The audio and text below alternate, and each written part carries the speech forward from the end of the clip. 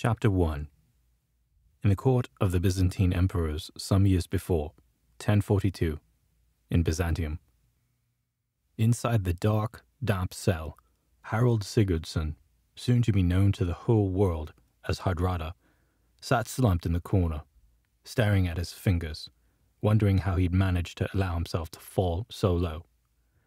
A matter of days ago, he and his men had celebrated across Byzantium as great warriors, fearless, prestigious, without equal. Privileges abound, and amongst them, the chance to acquire booty, a mere percentage of what had been declared. Hardrada had assembled a sizable personal fortune, one which would help him become a leader of repute. His ambition was simple: to become King of Norway. The riches he had accumulated would help him in that endeavor, pay for the recruitment of mercenaries, seize the throne of the Norse by force. That was the plan, until a few days ago. Everything had collapsed, for him and the Varangian bodyguard in which he served, in spectacular fashion.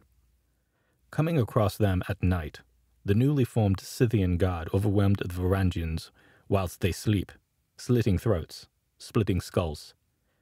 Those Varangian Norse who managed to rise and resist had been too slow. They were bundled onto the ground and pinned down. The Scythians castrated them, one by one, then left them to bleed to death, writhing in agony, their screams filling the night. Hardrada and his lieutenants, blades to their throats, were frog-marched to their cells. Now, some days later, incarcerated in that place, Hardrada could still hear the screams burning through his brain. His men, all dead, not given to showing emotion, locking it all away deep within him. This time, he struggled to maintain an even keel. He gritted his teeth and stood up. "I cannot sit in this place and rot. We have to do something," he said. It was an empty phrase, said because he felt he had to say something, and had no real idea what. Someone stirred in the corner. One of the others, his companions, Haldor or Ulf, taken with him to that cell to wait. Hardrada himself now waited for someone to speak, to lighten the oppressive atmosphere, give some hope to what was, when all was said and done, a hopeless situation. "What would you suggest, my lord? Dig a tunnel?" In the murkiness of the farthest corner, the man's fist pounded against the wall. "This is Byzantine masonry, thicker and stronger than anything in the known world. We'd never manage it, even if we had the tools." "I didn't say anything about tunneling." "What then?" The owner of the voice sniggered and stepped forward. Haldor Snorenson, one of Hardrada's most faithful companions, and a man not afraid to voice his opinions. "We're in a tower, high up above the street. Perhaps we could fly out the window, jump from rooftop to rooftop." He laughed again, a harsh rasp, and went over the solid door and hammered against it with his fists, shouting out, "Come on and finish us, you heathen swine!" "Heathen?" The other man, Ulf Spaxon, took his turn to scoff. "How long have you been a Christian, Hal?" "All my life." "All your life? And all your life have you believed in any of it?" "Ha!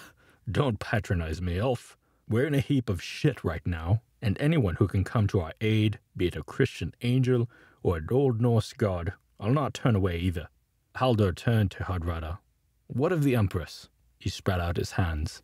"She will come to our aid for certain. We have never done anything that would make her doubt our loyalty." "Nothing you've ever done, at least," added Ulf, his eyes never moving from Hardrada's. "For all we know," said Hardrada, ignoring the barbed comment, "she has been thrown inside some rotting cell herself. If not, she would come to our aid if she could." "The one thing that would come to our aid," said Ulf, not bothering to get up, "is a Varangian blade. They're all dead." Hardrada blew out his cheeks. "All of them. Butchered by those bastards." "Not all," said Ulf. "Only our own detachment. When news gets round, the others, those posted in the north, they will get us out of this. Don't fear." "And how will news get around, Ulf? With us stuck in this godforsaken cesspit?" "I'll make a note," said Ulf, and he reached inside his coat and pulled out a small sheepskin satchel, which he opened. He took out some pieces of what looked like vellum, together with a stub of charcoal. "My schooling will come to our aid. As always, I knew it would. I shall write a short message, attach it to a stone, and send it down to anyone who happens to be passing.